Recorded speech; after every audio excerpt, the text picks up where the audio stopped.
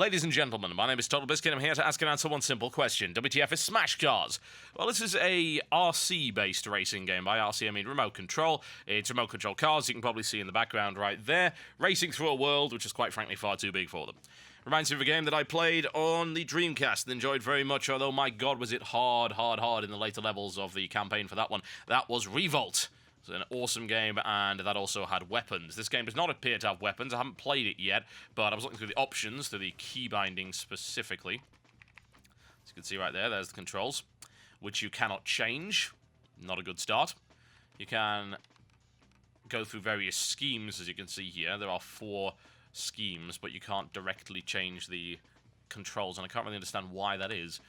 You then got set for a wheel with separate pedals, so obviously they're envisioning you doing some proper racing in this game, and also a pad. Not a 360 pad as far as I can see there, although it should probably work with the 360 pad, I would think. We might end up trying that if the keyboard controls don't work all that well. So let's have a quick look at it, shall we? And the first thing I've noticed is there doesn't appear to be an online mode, which is a big kick in the teeth for any racing game. If you don't have an online mode, then that's a lot of the longevity gone, so let's hope that the single player actually holds up.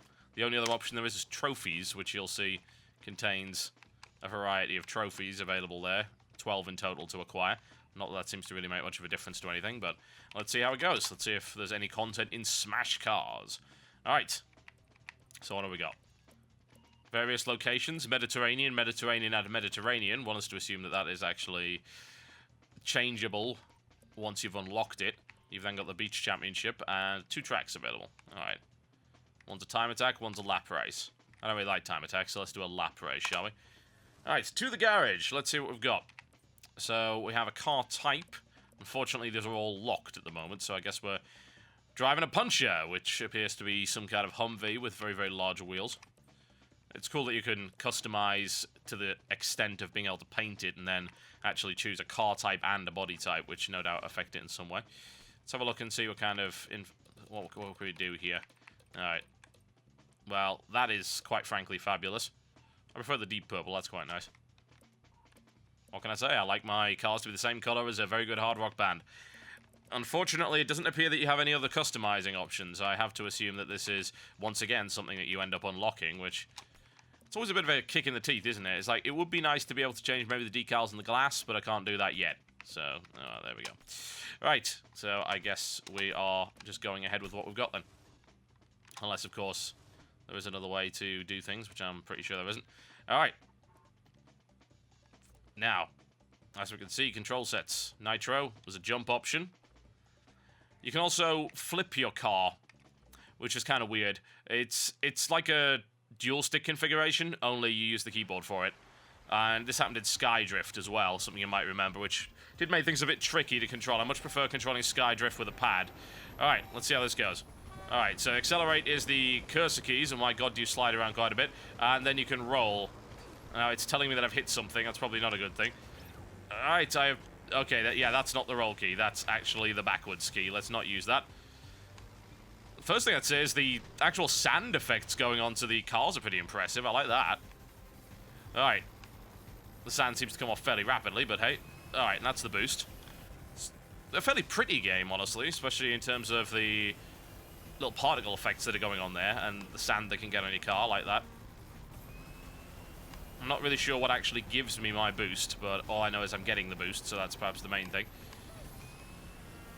That woman is extremely upset about this whole affair. I don't even know how we got up there. I probably don't want to know. So we can get around the corner. I can't remember what the handbrake is. Was it control? Yeah, it was. Okay. The handbrake control is quite extreme, as far as I can tell. Is it a bad thing that he hit that bottle or a good thing? I don't know. There don't appear to be any power-ups as far as I can tell. The boost just seems to come back for whatever reason. I'm just trying to actually find a jump so that I can demonstrate the roll. There we go. Go around the side there. If I recall correctly, there is a jump here that I should prepare for. Alright, let's roll the car. Ooh, okay. I see.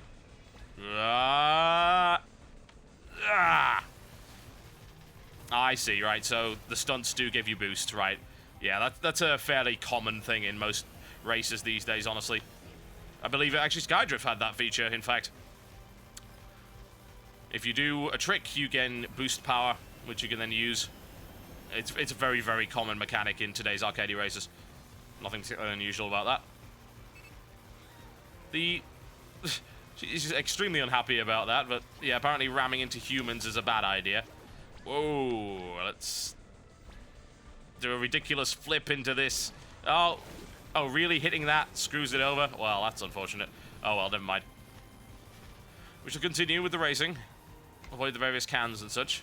Apparently that was a nice drift. I wasn't even trying, but there you go. I'm being complimented for my amazing drifting skills. Car handling is quite good, actually. The car does feel like it's got a little bit of weight and momentum to it, which is good considering like the high body that you've got there. You'd expect it to have a bit of momentum as it goes around corners. So they would appear to have done that quite well. Did that actually say fail lap there? I'm not sure. Or was it final lap? I forgot to jump. I'm such a doofus. Never mind. Let's at least try and... Staying ahead of these guys doesn't seem to be all that difficult. I'm not really trying. Some of the stuff in the foreground isn't exactly all that detailed. The humans, for instance, have fairly poor detail. And that helicopter was very flat texture work. Not all I'm impressed by that. I'm not sure if hitting cars actually is a good thing. And I sent him off the track there, which is good, but... I am not 100% certain. There we go. I can do a little quick flip there. Get myself some boost. Unfortunately... oh! Did I finish, or was that the... Well... I came in third, that's not so good, but it did unlock a car for me, so that's not too bad. And paintable parts. Glass, right, okay. Fair enough, a bronze, not exactly ideal, but hey. It wants me to restart, because apparently a bronze medal is not good enough. Understandable, but I'd quite like to have a look at the customization and see what we can do now. So I've unlocked some decals and such. Not too bad. Alright. So I could do that one again, or I can try this one. Which I think we'll probably try this one for the moment. So have a look and see what kind of difference does this make. It actually does make quite a bit. Handling strength, I assume, is just for ramming, but that'll give me a little bit extra oomph, I think. It's good. We'll have a look at the customization, I think, once we do this race, and then we'll have a few extra options. Alright, time trials. The most uninteresting of trials. Let us strike the watermelon with great vengeance. Oh, you actually get points for that. Alright. Apparently smashing stuff in Smash Cars is a good idea. Who'd have thought it? Ah! You do get quite a feeling of speed, considering you're rather small. It's definitely got that bit right. I'll tell you that for a fact. My concern with this, even from this point, is that while it's... Aside from that, while it's a reasonable arcade racer... it completely lacks any sort of longevity because it has no multiplayer component. So you're relying entirely on a non-existent story mode, basically. And that is never a good idea. Never. You're always gonna... Your game is gonna suffer as a result of that. And I understand that netcode is expensive. I think people need to... Oh, God.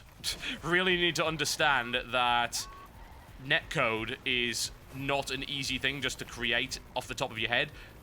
People expect it. I was like, oh, well, we're just going to do this. Yeah, but it's not that easy, you know? It takes quite a lot of work, especially if you do it right. And you can't really expect every game to have it. The problem with not having a racing game with it is that it hurts the title badly. Very badly indeed. And there are other indie races that do have netcode and actually work fairly well. Post-Apocalyptic Mayhem, which is currently on the Steam deal, on the Midweek Madness, which I did WTF Is a while ago, actually has that as well. So that's certainly something to consider. The game itself doesn't really appear to have anything wrong with it, per se, but it does lack content, and it makes it kind of difficult to recommend on that basis. It's like, well, are you really going to spend, it's, I think, £12, $15, or €11 in order to purchase a game that has no multiplayer component and probably won't last you all that long? I don't know if you will. It's got to have extremely good story mode and plenty of cool unlocks and stuff to make that work. And it does have some unlocks, and it does have some progression within it. I don't know how many tracks it has, because the Steam store actually has no information on this game at all. It's very, very basic. But I just am concerned about lack of content and value for money here. Which is a shame, because the actual game isn't bad. And it does what it does fairly well. But, I mean, you're talking about an RC racing game with... no power-ups, so... It's like, is it better than ReVolt? A game which came out, what? Is that 10 years ago now? Close enough. Close enough to 10 years ago. Are you thinking, well, is that really worth it? I don't know. I don't know if it is. Alright, well, I just unlocked a bunch of other stuff, so that's cool. We can have a quick go at that. See how that's going. Alright.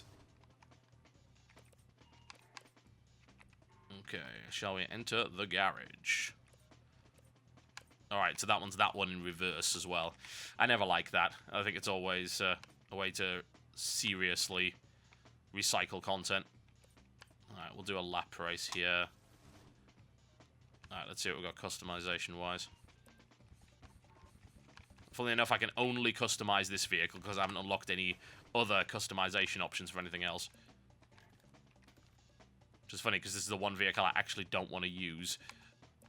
And apparently I've unlocked decals, but I can't apply them, so I'm not sure what's really going on there. Alright, and then you got buggy. So that's much, much faster. Unfortunately... that's unfortunate. I don't like that at all. So, what I was saying earlier about being able to mix and match, you can't. They all have separate chassis. So, in reality, that's much worse in my opinion. The idea of being able to combine a body with a car type, that would be kind of neat. The fact that you have to then choose from a specific buggy type, that's not so cool. I also don't really agree with the idea that you need, like, a monster truck in this game, because from what I'm seeing, there's barely any point in actually ramming an enemy vehicle or anything like that. It's not a car combat game. You know, for a game called Smash Cars, there's actually not an awful lot of smashing going on within it. Very odd. So you don't really seem to be rewarded all that much for it. You gain a little bit of boost, and potentially you can knock someone off the road, but it's not an integral part of the game. Ah! Needless to say, this does in fact handle in a rather unusual manner. Which is kind of cool. I'm glad that they don't handle like real cars. They do handle from what I imagine an RC car would be. I don't really know. I mean, how the hell does an RC car handle? When was the last time I actually played around with a remote control car? Who knows? Great hit. You have put that man in hospital. He can now no longer work to support his family. As such, he defaults on his mortgage, loses his home, and his family is now destitute. Falling into a fit of depression, his wife commits suicide. That's the grim, dark reality of Smash Cars, ladies and gentlemen. As you can see, I'm also committing suicide by jumping off the side of this thing. It's like, wow, what an amazing stunt! Ah! Also, do we really need the slowdown? Do we really need that? That doesn't seem to be necessary, I feel. I can see why in order to get the stunts off, but I don't think that's required. It's like, it makes me less and less willing to do those jumps because I know it's going to slow down the experience. When was the last time you wanted your racing experience to slow down? More often than not, you want it to go faster. And it's not at this point. Alright, so you either need a jump or you need to hit something in order to actually gain some boost or go over the finish line and start a new lap. Ah! Out of bounds indeed. Can we assault the frogs on this map? It doesn't look like we can. That's unfortunate. Apparently Jones Soda also sponsors this game, which is rather unusual. It's like, this game is in English and Russian, so I'm not really sure how... I don't know, is Create a Russian developer? I'm actually not sure. I've never heard of them before. That's something I'll have to check after the video. But it would be very odd to have Jones Soda, which is an American company, sponsor a Russian development. Maybe it's just a coincidence that the other language that this game is available in is Russian. Anyway, something I can say about the handling is that my fears of this needing a pad, you really don't, actually. Oh, God. No, no, no, no, please don't send me into the... No! Oof. Anyway, you need a pad. It's fine. It actually works totally fine. Don't have a problem with it whatsoever. It seems to be good. And I mean, the flipping and the racing, and it's all kind of good. And it's just a shame it's not in a more complete package. If this game was like $5, I would probably recommend it to people and say, you know, if you want a little bit of arcadey fun, go for it. It's not a bad-looking game. It's fairly nice. I don't really enjoy the music, especially since it seems to be the same track every time. Either that or it sounds very similar, and I can't really distinguish between the two. It's definitely not my kind of music. But that's always going to be subjective. I can't really comment on whether or not it's actually any good or not. But it's just, it's not a complete package. It doesn't seem like it's good value for money. And I hate saying that. It's a completely valid point when doing these first impressions, because some people do base their purchase decisions on them, to say, hey, look, this game ain't a complete package, and it's probably not good value for money. But this is... it is what it is, you know? You're seeing what it's got. It's got a single-player mode with some unlocks and not a huge variety in terms of the kinds of racing available. I mean, all we've seen so far is time attack and lap race. Perhaps there's more, but I couldn't tell you. There's no information on Steam about this game to actually help you determine that. So, as a first impressions, it just seems to be rather weak in places. As a bare bones title, sure, fine, it's pretty decent, but just a complete lack of anything else to go along with it is the real issue there. Well, Jones Soda, I've destroyed your box. How the hell do you feel about that, eh? Unfortunately, that shortcut actually put me behind. Go figure. So that was not exactly a good race. Ah, crunch indeed. I don't know what these stars are for either. I assume they're just for unlocks and things like that. Can't see any other reason to have them. Also got to say that when you're not boosting, you don't really get much of a feeling of speed from that car, considering it's supposed to be quite quick. There we go, more stuff unlocked, but... it's so sad to have to say that. God, I feel bad for... I don't always feel bad, I suppose, for saying a game isn't really worthwhile, but it's always something that goes to the back of my mind. It's like, a team spent time putting this together, and for the most part, it's pretty good, but it lacks in the content department, as in it's not worth $15, as far as I'm concerned. You can get Post-Apocalyptic Mayhem right now much cheaper. And hell, Post-Apocalyptic Mayhem was cheaper on launch. It's got less tracks, but it actually has multiplayer, and the racing has a bit more to it, because there are actually weapons and things like that. Post-Apocalyptic Mayhem... I can barely ever pronounce that. PAM. Let's just call it that. PAM also added a couple of extra tracks in after launch for free, so PAM for whatever you're paying for it now, which is about, I think, $2.50. Yeah, definitely. And if this game was $5, I'd probably say you can give it a shot, but the lack of multiplayer and what seems to be a fairly uninspired campaign mode would indicate to me that it's not worth the money. I mean, if I was just buying this straight off and I was playing it for the purpose of enjoying it as opposed to just doing a first impressions, then I probably wouldn't come off and say, yeah, you guys need to get this game. In fact, I'd probably say quite the opposite.